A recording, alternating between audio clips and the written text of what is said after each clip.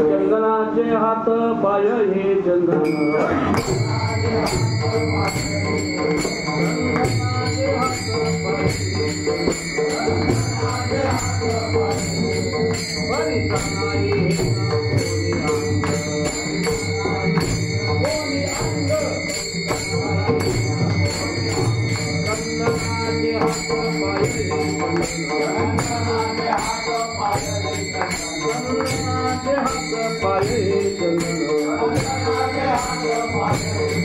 बरीचा नाही कोणी अंग नाही भीम दीपा नाही पाठी पोटी अंधकार दीपा नाही पाठी पोटी अंधकार सर्वांगी साखर अवघी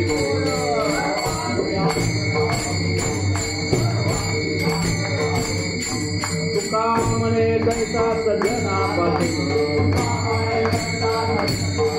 तुका म्हणे कैसा सज्जनापासून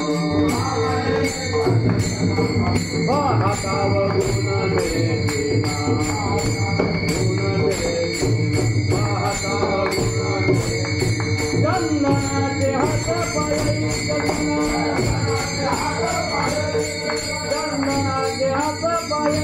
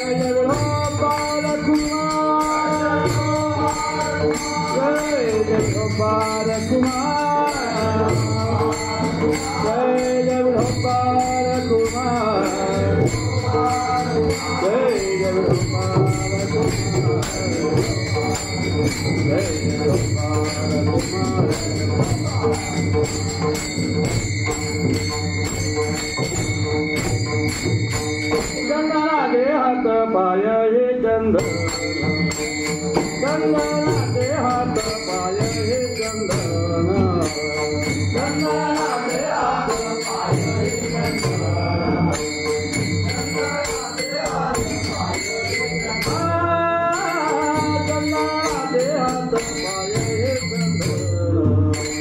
चंदनाचे हात पाय हे चंदन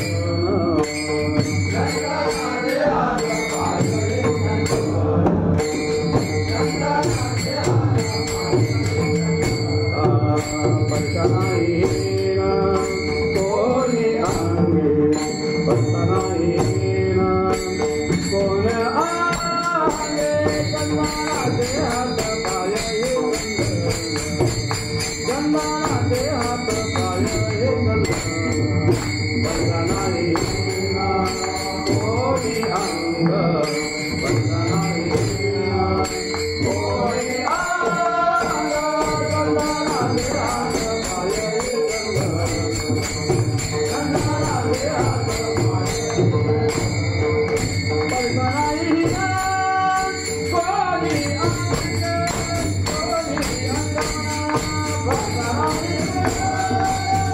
हात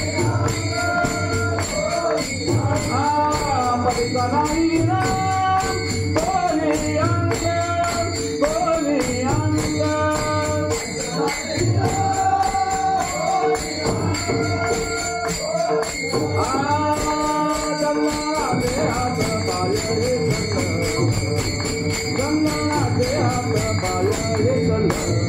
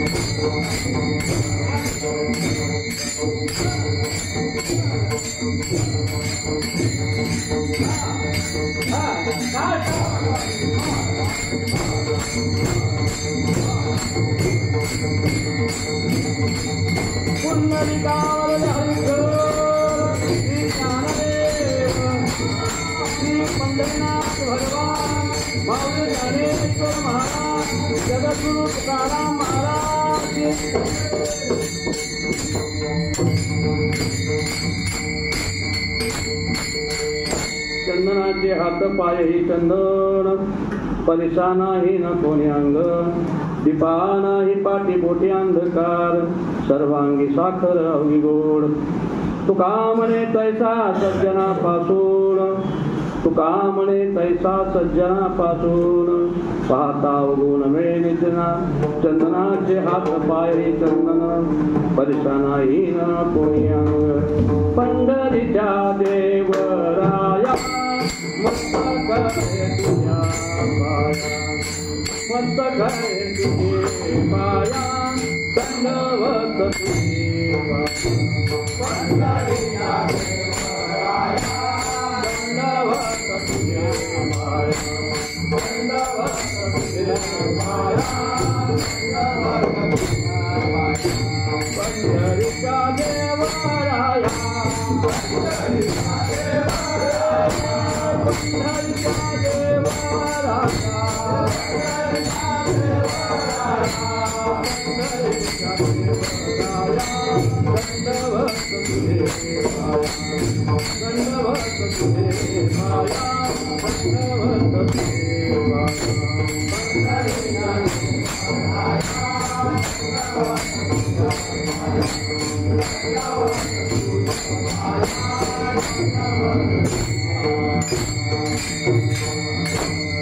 कृपाळू उदार माझा ज्ञानेश्वर, कृपाळू उदार माझा ज्ञानेश्वर,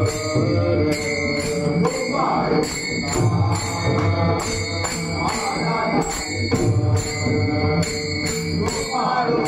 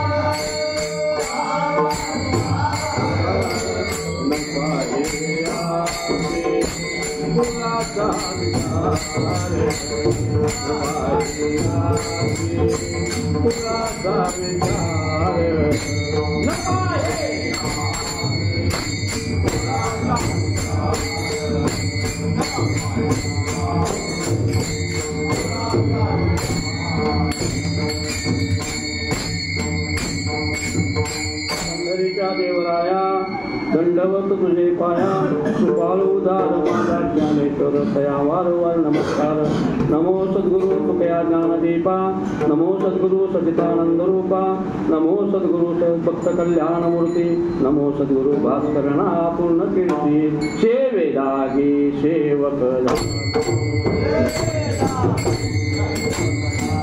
सेवे लागे सेवक तुम जालो निज करना तुम जालो निज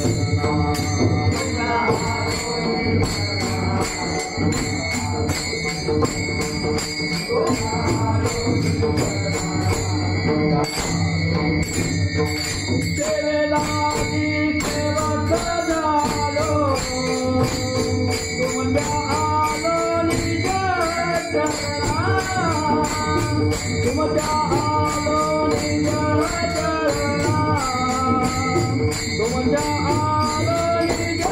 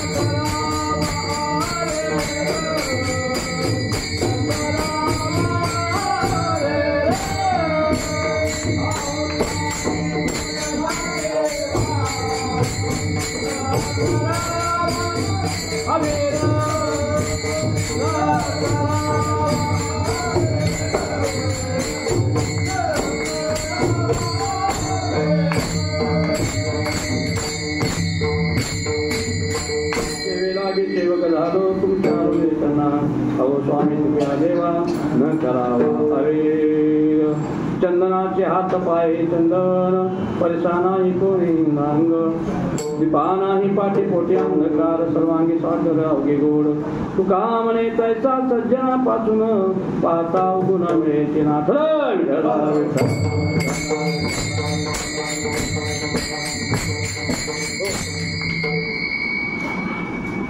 आज सेवेला सुरुवात करण्यापूर्वी महावैष्णव माऊली ज्ञानोबराय याने आपल्या वारकरी संप्रदायाला जी अवकळ आली होती, धर्माला ग्लानी आली होती, त्या ग्लानीतून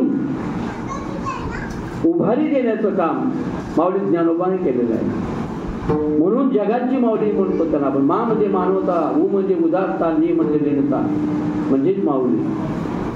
माऊली ज्ञानोबराय आई आहे आणि तुकोबराय बाप आहे. बघा, माऊलीच्या कुठल्याही अक्षरामध्ये, कुठल्याही ज्ञानेश्वरीमध्ये पहा, अभंगामध्ये पहा, कुठेही कडक असे अक्षर नाही. म्हणून ज्ञानेश्वरी वाचताना सुद्धा मऊ वाचली पाहिजे. आपण कशी पण अक्षर फेकतो. आता विश्वात्मके रे हे ने वाग्यज्ञ तोषा. अरे यज्ञ काय? आता विश्वात्मके रे हे ने वाग्यज्ञ तोषावे तोषोने मद द्यावे पसायला नव्हे. मवाळ, मिथले आणि रसाळ. कसं आहे अक्षर? मिथले आहे, रसाळ आहे माऊलीचे बोल.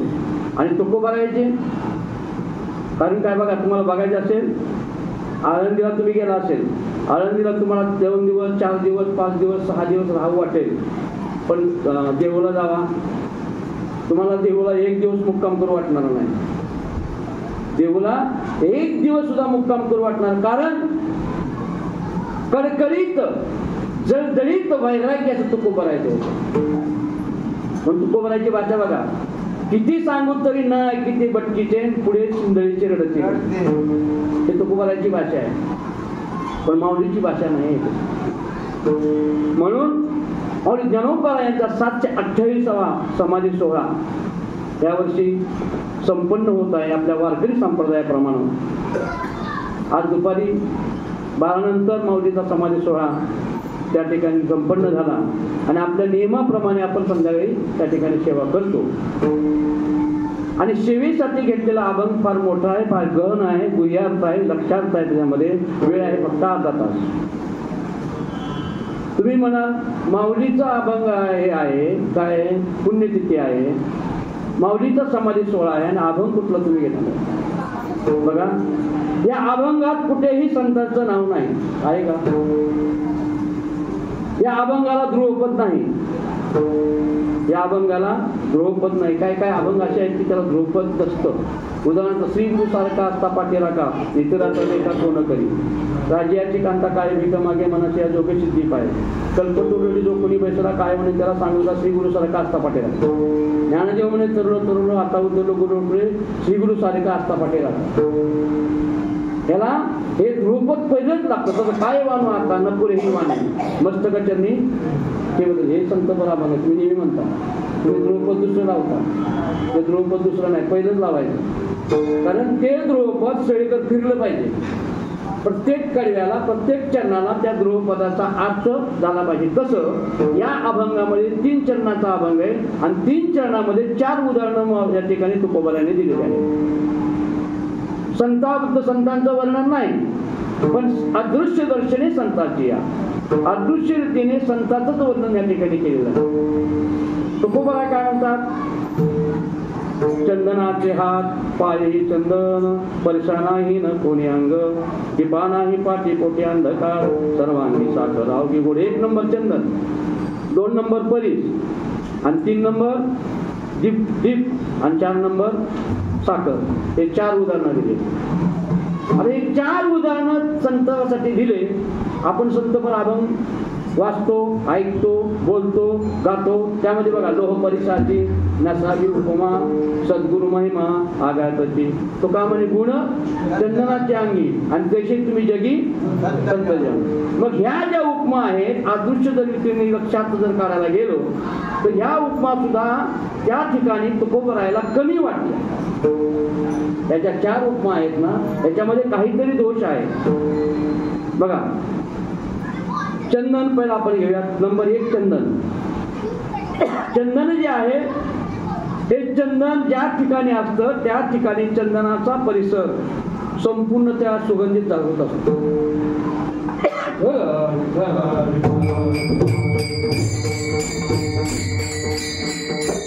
सगळीकडे परिसर सुगंधित चंदन हा करतो. तद्वत आमचे जे संत जे आहेत, संत ज्या ठिकाणी आहेत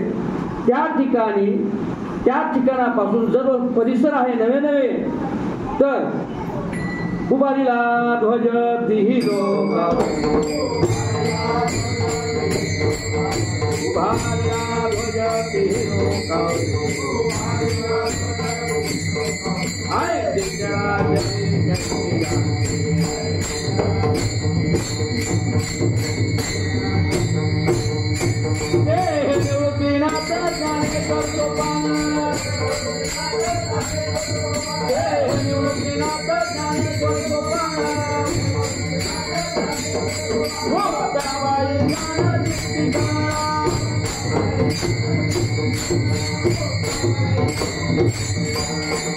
आमच्या संतांनी माऊली ज्ञानोबारायाने जसं चंदन सर्व परिसर सुगंधित करतं तसं उभारीला ध्वज तेही लोकावरी आयशी चराचरी कीर्ती ज्यांचे हे ज्ञानेश्वर, हे निवृत्तीनाथ ज्ञानेश्वर सोपान मुक्ताबाई ज्ञान दीप्तिका. अहो सर्व सुगंधित नव्हे तर घराघरात माऊलीने त्या ठिकाणी ज्ञानेश्वरी पोहोचली. हा सुगंध कोणाचा आहे? माऊलीचा. मग दयाची गा सुकिरडी तुका म्हणे पावटणी करू स्वर्गाची निशाणी. तुकोबाराय त्याला सांगतात की तुका म्हणे पावटणी करू स्वर्गाची निशाणी मग तयाचे हे पाठी. मग त्या ठिकाणी स्वर्गावरती आवरण करण्याचं कार्य या ठिकाणी असणारा साधकाला होतं. तेच कार्य माऊली ज्ञानोबांनी केलं. काल एखाद्या चरित्र सांगितलं असेल, पण ह्या विषयाला धरून थोडं चरित्र थोडं सांगण्याचा प्रयत्न केलेला आला तसा. नंबर 1, चंदन ज्याप्रमाणे सर्वेकडे सुगंध दरवळतं त्याप्रमाणे आमच्या संतांचा संस्कार. मला सांगा, आळंदीला वारीला जायला किती लोकांना आमंत्रण असतं? विनंती विशेष आमच्या इथे श्री क्षेत्र आळंदी रेवाची येथे माऊली ज्ञानोबाराय यांचा अष्टमीपासून तर त्रयोदशीपर्यंत समाधी सोहळा होणार आहे. तरी आपण सहकुटुंब सहपरिवार हे सर्व वारकरी बंधूंनी आळंदीमध्ये येण्याची कृपा करावे. आपली माऊली ज्ञानेश्वर महाराज कुठे गेले? नेले कुठं? नाही देणार. कारण हे जे काय असतं बघा, कोंबडा जरी झाकून ठेवला तरी पहाट होण्याची राहत.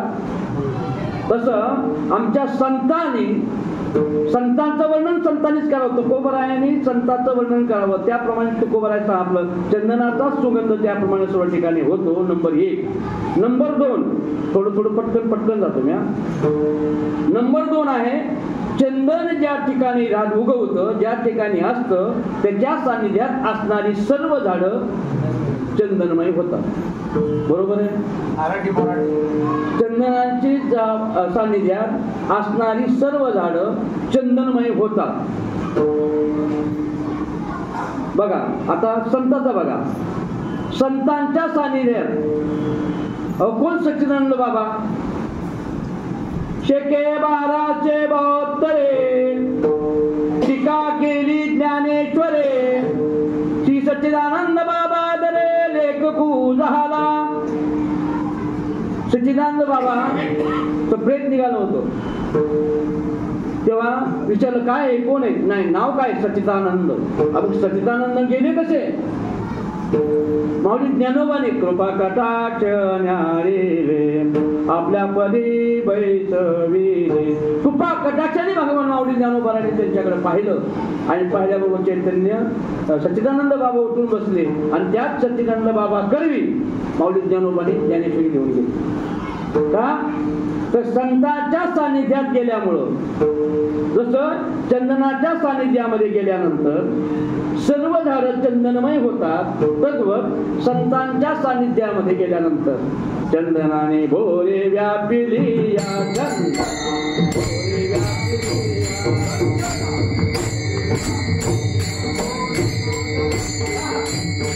संताने करता केलो तैच्या परी. संताने करता केलो तैच्या परी.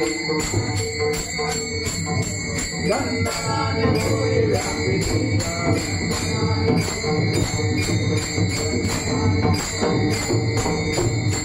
आपल्याला सर्व माहित आहे. सर्वांची उदाहरणं देत नाही. बघा नाथांच्या चरित्रामध्ये कोण गावबा पुरणपोळीसाठी एकनाथ महाराजांच्या घरी आला. कारण त्याला पुरणपोळी आवडत होती. म्हणून नाथाने त्याला घरी आई म्हणली, आईकडे हट्ट धरला, मला पुरणपोळी पाहिजे. शेवटी नाथाकडे सांगितलं म्हणजे माझ्या पोराला पुरणपोळी आवडते. घेतो ठेवून, रोज पुरणपोळीचा नैवेद्य होता नाथाकडे, घेतलं ठेवून. पण तोच गावबा ते नाथानंतर भागवत लिहिलं. शंकराचार्याचा शिष्य तोटक शंकराचार्याचं प्रवचन चाललं होतं आणि प्रवचन चालत असताना वेळ झाली प्रवचन आणि शंकराचार्य व्यासपीठावर बसलेले. सर्व लोक येऊन बसले, शिष्य मंडळी. अहो म्हणजे सुरुवात करा. नाही म्हणजे थांबा, मला तोटकला येऊ दे. कोणाला येऊ दे? तोटकला येऊ दे. आणि म्हणजे तोटक तो सांग का म्या, तो काय प्रवचन करणार तुम्हाला माहित नाही. मला थांबा. एवढ्यात तोटक आला. तोटकाच्या मस्तकावर शंकराचार्याने हात ठेवला आणि त्या ठिकाणी 3.5 तास प्रवचन तोटकाने केलं. का? चंदनाने बोरे व्यापिल्या संताने सरता गेलो नाही. आणि सरिता पण नाही. सरिता म्हणजे नदी म्हणतात. संताने सरिता. अरे सरिता कशी होईल? संताने सरता केलो ज्याप्रमाणे चंदनाने बोरी व्यापिल्या. आता दुसऱ्या ह्याच्यामध्ये दृष्टांत आहे बघा. ह्या दृष्टांतामध्ये एक अशी झाड आहे बोर. त्या बोरीचे काटे पण वाकडे असतात, असं उलटे काटे उलटे. जर बोरं काढायचे झाले तर तुमचे कपडे फाटल्याशिवाय राहत नाही, कपडे फाटल्याशिवाय राहत नाही. अंगाला बोरबड्या होतं, कपडे फाटतात, सगळे करतात. पण तीच बोर चंदनाच्या सहवासामध्ये आली, तीच बोर चंदनाच्या सहवासामध्ये आली आणि तिचं काय झालं, चंदनाचं रूपांतर झालं आणि देवाच्या मस्तकावर जाऊन बसलं. कोण? बोर. तत्वर विसोबा खेचर माऊली ज्ञानोबारायाच्या झोळीमध्ये त्यांनी शेण टाकलं. माऊलीला मांडी खाण्याची इच्छा झाली, माऊलीला मांडी खाण्याची इच्छा झाली. मुक्ताई अगं मांडी कर म्हणजे मांडी करायला पण तवा पाहिजे, खापर पाहिजे, म्हणजे खापर नाही. गावामध्ये गेले, संपूर्ण आळंदीमध्ये गेले, पण खापर द्यायला कोणी तयार नाही. म्हणून अजून सुद्धा आळंदीमध्ये आपण गेला तर कुंभाराचं घर नाही, आळंदीमध्ये कुंभार नाही, कारण त्या ठिकाणी माऊलीला खापर दिलं नाही म्हणून आळंदीमध्ये कुंभार नाही. जिथं भिंत चालवली ना त्याच्याच बाजूला वाडा आहे, भिंत चालवली त्याच्याच बाजूला, थोडं ह्या बाजूला म्हणजे नदीकडच्या बाजूला, बघितलं ना तू. त्या ठिकाणी मग माऊलीने विचार केला, म्हणजे अगे मुक्ते म्हणजे कशाला विचार करते, तुला मांडी वाजायचे आहेत ना, हरकत नाही, वाकली खाली आणि आपल्या योग्याच्या बळाने लाल बुंद अशी पाठ केली आणि लाल बूट पाळणे भात किती मांडी बाजायचे तुला. मुक्त हा खेचर विचार करतो, मुक्ताई मांडी बाजायला लागली. एवढ्यात खेचर विचार करतो, आपण याला खापर दिलं नाही, यांचं आपल्याला काय चाललंय हे तर बघावं. म्हणून कवाडाच्या आडून त्या झरोक्यातून तिने बघितलं तर माऊली ज्ञानोबा खाली वाकलेले आहेत आणि मुक्ताबाई मांडी वाजते. त्याला वाटलं खरोखरी ज्ञानी आहे, म्हणून कवाड उघडलं, आतमध्ये गेले. आतमध्ये गेल्यानंतर माऊली ज्ञानोबा सर सर खेचरा परता हो, सर सर खेचरा परता हो म्हणून पटकन तिला ढकललं. फक्त माऊलीचा स्पर्श झाला, फक्त माऊलीचा स्पर्श झाला आणि तोच विसोबा खेचर कोणाचा गुरु झाला? नामदेवरायाचे गुरु झाले. चंदनाने बोरे व्यापिली, किती जरी खट असला, किती जरी नट असला, जे खळाचे व्यंकटे सांडो तया सत्यमरती वाढो, होता परस्परे पडो मैत्री जीवांची. जडो नाही बरं का, पडो. बरेच म्हणताना जडो म्हणतात, होता परस्परे पडो. माऊलींचे अक्षर वाचताना फार विचारपूर्वक अक्षर वाचावं लागतात. संतांचं कुठलंही वाङ्मय आहे, या वाङ्मयाच्या वेलांटी आणि उकाराला जरी फरक पडला तर त्या ठिकाणी फरक पडतो. उदाहरणार्थ पाणी, पाणीला नी पहिली म्हणलं तर पाणी म्हणजे पिण्याचं पाणी होतं, आणि पाणीला दुसरी वेलांटी दिली तर पाणी म्हणजे हात. बघा तुकोबराचे का अभंग आहे, पाणी पात दिगंबरा, पाणी पात दिगंबरा, पाणी पात दिगंबरा, हात करा तारीके, हात करा तारीके, हात करा तारीके. पाणी पात दिगंबरांना हस्त करा सारखे. म्हणून चंदनाचा दुसरा दर त्या किती जरी काटेरी जर ती बोर असली तर त्या बोराला चंदन चंदनमय करतं. तद्व किती जरी खळ असला, किती जरी दुष्ट असला तर त्या ठिकाणी संत माऊली ज्ञानोबा आहे, त्या ठिकाणी संत जे आहेत संत त्याला आपणा सारखे करती तात्काळ नाही काळ वेळ तया लागे आहे. चंदनाचे 2 गुण झाले. चंदनाचा तिसरा गुण आहे की चंदनाचा मलगिरी चंदन पाहिजे. 52 कशी ते उकळत्या तेलात जर टाकलं तर 1 मिनिटामध्ये ते तेल शांत होतं. 1 सेकंदात, मिनिटामध्ये होत नाही, 1 सेकंदामध्ये 1 थेंब जरी टाकलं तेलामध्ये उकळत्या तर ते चंदनाचं त्या तेलाचं उकळतं तेल शांत होतं, थंडगार होतं. मग तसं आमच्या संतांच्या सानिध्यात गेलं तर काय होतं? पाप ताप दैन्य जाय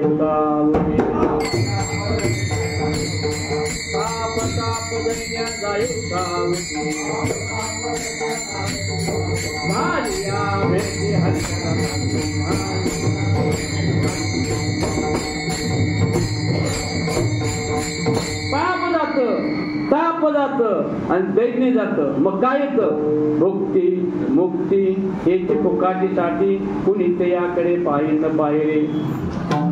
चंदनाने त्या तेलाला थंड केलं. तद्वत आपलं जे कायिक आहे, जे वाचिक आहे, जे मानसिक आहे, ते सर्व ताप किंवा आदिदैविक आदिभौतिक त्याचा विस्तार करत नाही. आणि आध्यात्मिक तिन्ही ताप आहेत, ते तीन ताप त्या संतांच्या संगती केल्यानंतर काय होतात, निवारण होतात. चंद्राचा चौथा गुण, चंदन जे आहे, चंदनाच्या भोवती सर्प असतात, बरोबर, कारण थंडगार असतो. सर्प चंदनाजवळ येतात, पण सर्पाचं जे विष आहे, विष त्या चंदनामध्ये उतरतं का? सर्पाचं विष चंदनामध्ये उतरतं का? असं कुठं ऐकलंय का? सर्प चंदनाजवळ आहे, पण त्याचं विष त्याच्यामध्ये उतरत नाही. तद्वत आमचे जे संत आहेत, संत दुर्जनाला सज्जन करतात. संत जे आहेत दुर्जनाला सज्जन करतात, पण त्यांचं ते विष उदाहरणार्थ सांगतो. बैसुनियावर चालविल्या बैसुनियावर चालविल्या सांग देवा प्रतिदिनी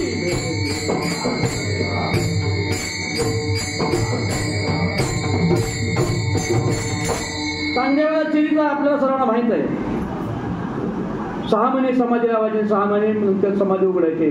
त्यावेळेला सगळे लोक प्रेत आणून टाकायचे समोर, आणि समाधी उघडली, एकदा समोर बघितलं, नुसतं दृष्टी केल्याबरोबर सगळे मडे उठून बसायचे आणि आपापल्या घरी निघून जायचे.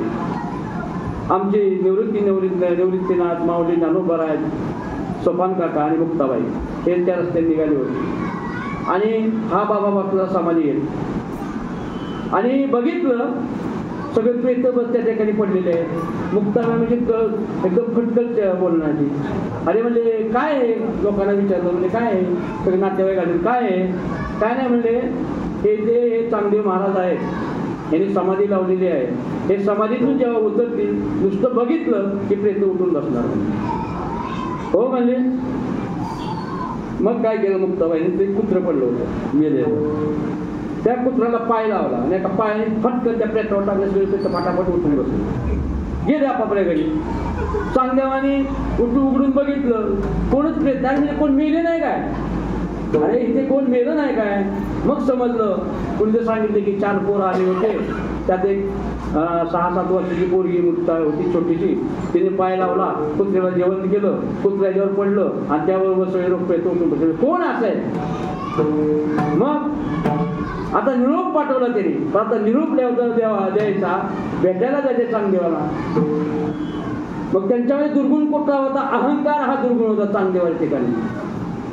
मग आता भेटायला जायचं, चमत्कार केलाय, मग तीर्थरूप लिहावं तर वयाने लहान आहेत, बघ चिरंजीव लिहावं तर अधिकाराने मोठे, अधिकार तैसा करू उपदेश, वयाने लहान आहे. म्हणून चांगदेवाने एक कागद घेतला, कोरा कागद पाठवून दिला.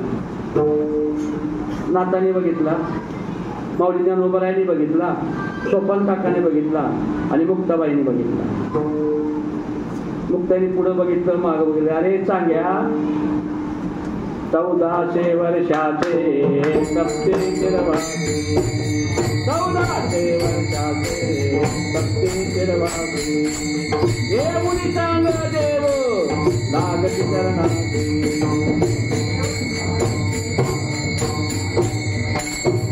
भरपूर प्रमाणे होते यायचं, पण आपल्याकडे वेळ नसतो तेवढा, 2 तास पाहिजे त्या कीर्तनाला. असो सांगू, त्यांना लोक जायचंय.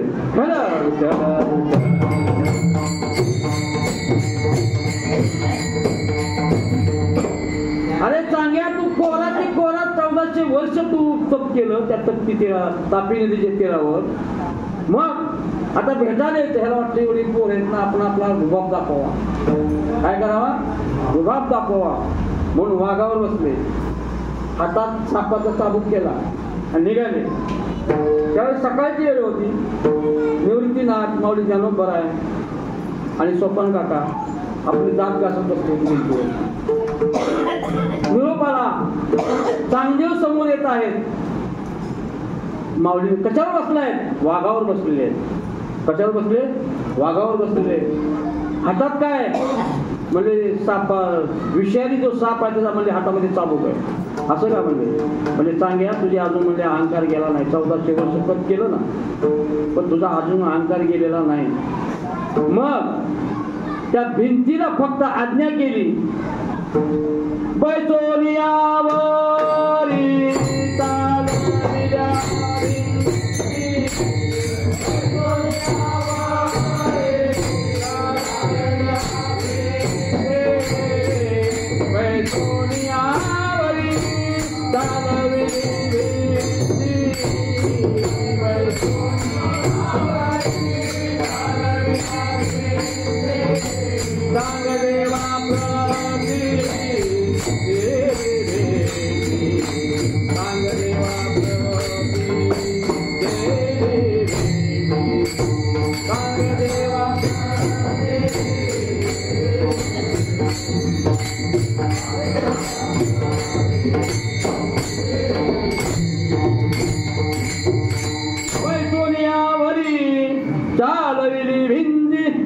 चांगदेवा प्रतिदिनी भेटी.